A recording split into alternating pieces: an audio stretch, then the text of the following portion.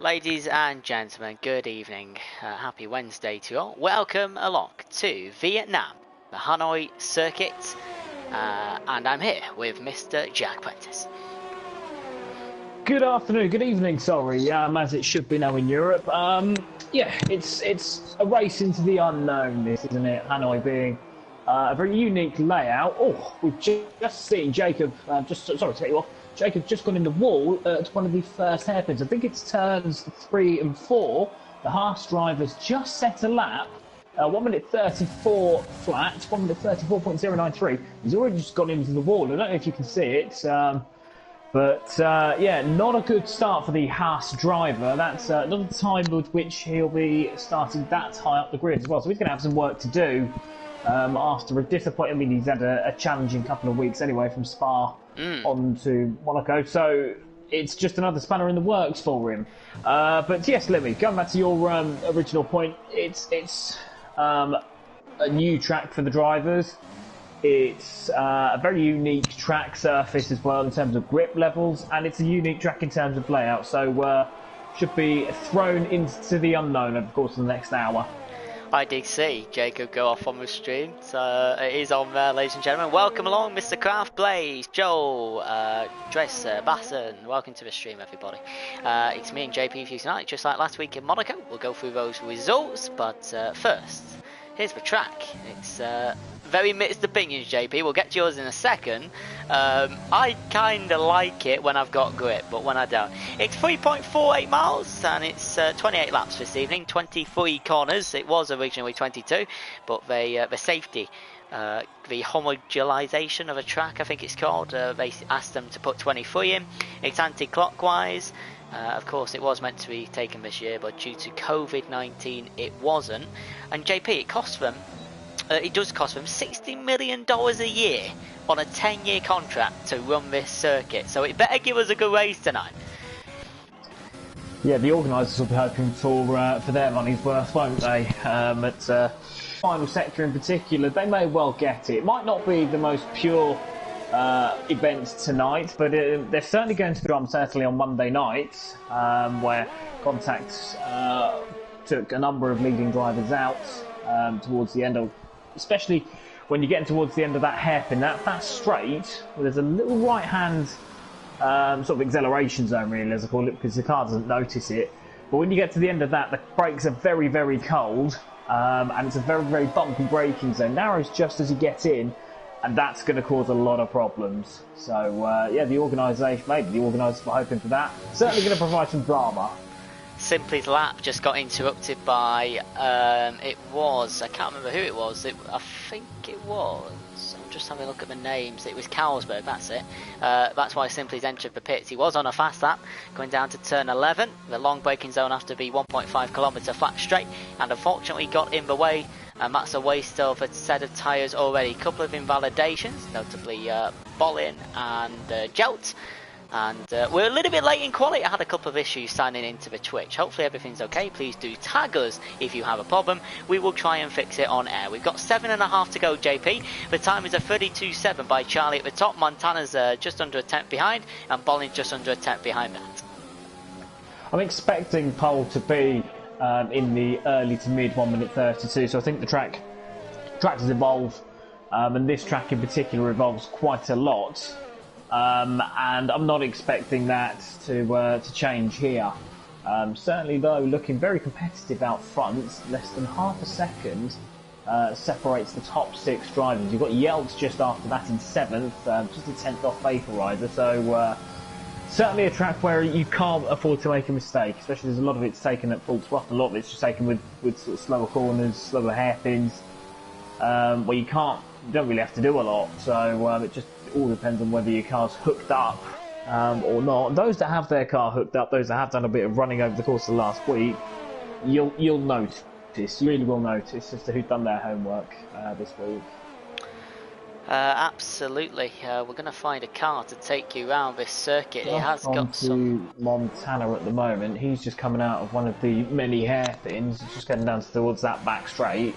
He's just on a lap at the moment in sector 2, in the middle part of sector 2, heading towards that big long braking zone I was talking about. So maybe we could put some pressure on him here as he winds his way past the back marker. All looks very sound, actually. Looks like he kissed the apex just right as he flies down and into one of the most clumsy sections of racetrack I can remember racing on.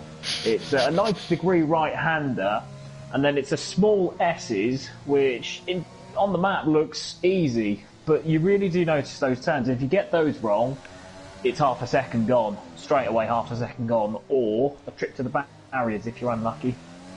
As BR46 Bolin has just gone to pole position. He's just gone 400 of a second faster than Charlie. What can Montana do, though, as he fires himself out of the final corner? And he goes pole by 0.2 of a second ahead of Bolin. I did say it was going to be a mid 1 minute 32, and Montana has risen to the occasion there, hasn't he?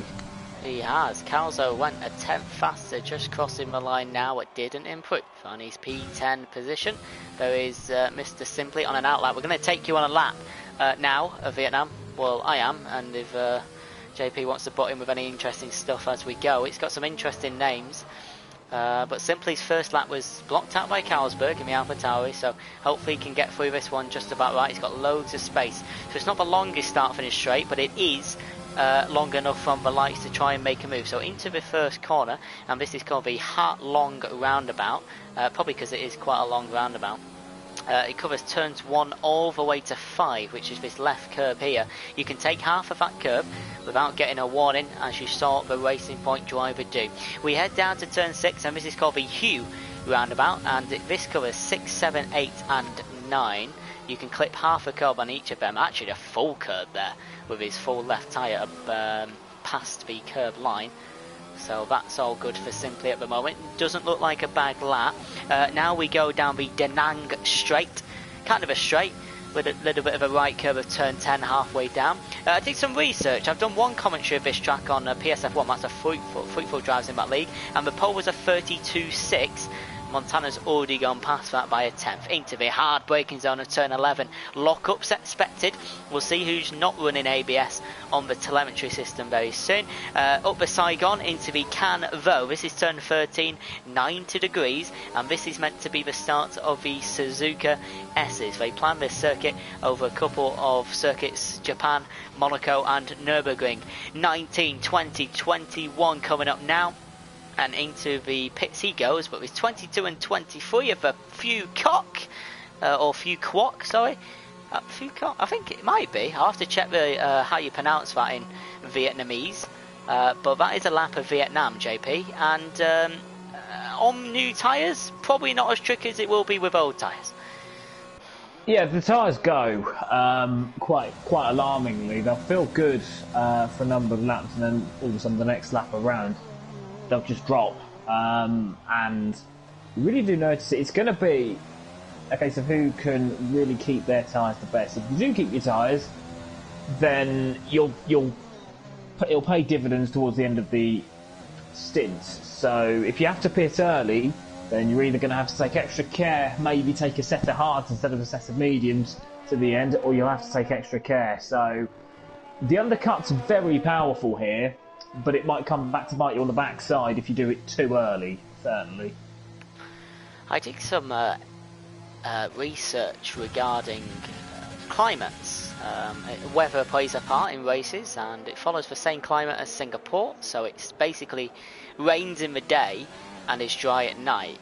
We haven't got any rain at the moment. I did ask a driver to try and help us with a screenshot. I haven't seen any.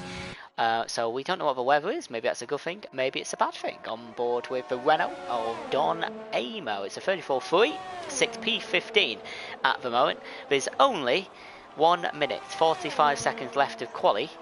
And Montana, who missed out last week, JP, is still on pole with that 32.5.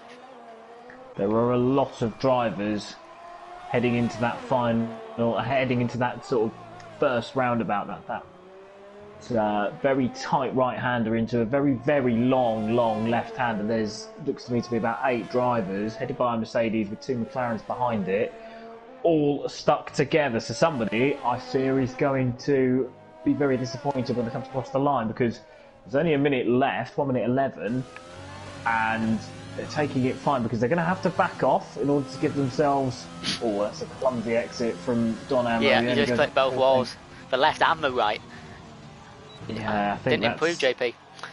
He went from 15th to 14th. He knocked a 10th off it, but I think with that, had he not, he'd have probably been in the top 10, certainly. I reckon that little incident at the final corner cost him at least a quarter of a second, which bridges the gap between himself and Calzo. What a view that was.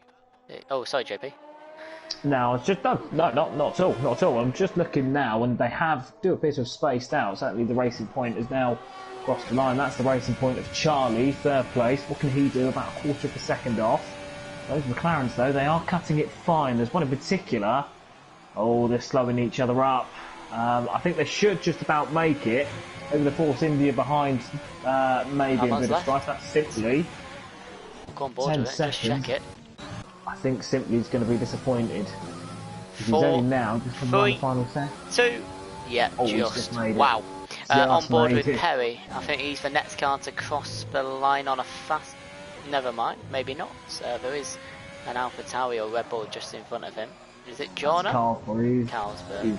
He hasn't made it. He's finishing out lap, so he's... Perry in the house, P72 to P15. JP, times too much. It might be Tichy now coming towards the end. Donamo's going into the pits, so it won't be him. Be the racing point of Charlie then at that point in 3rd place. He's the next one to cross the line. Yep, you're right. And it's coming down to turn 22. Tricky this, if you've got ABS off as well. He does quite well there. Can he clip the left hand?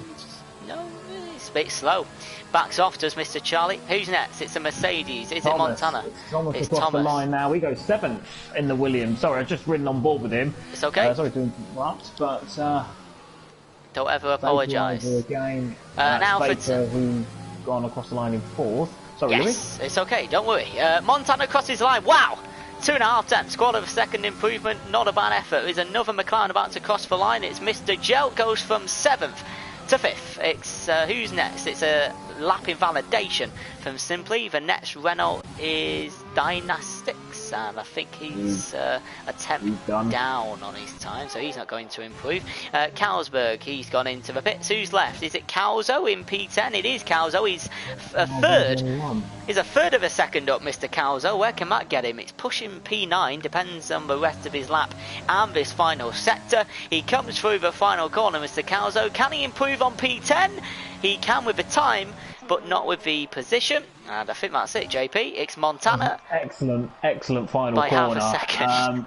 He improved by 4/10 of a second as well with Calzo, and it's still only good enough for P10. So it's going to be a very congested back end of the top 10, I fear.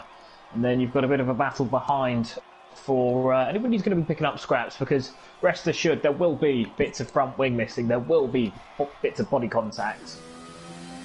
Yeah. So I think it's all set up for an interesting race. The only two teammates that I've seen just on first glance that are anywhere near each other are the Haas drivers.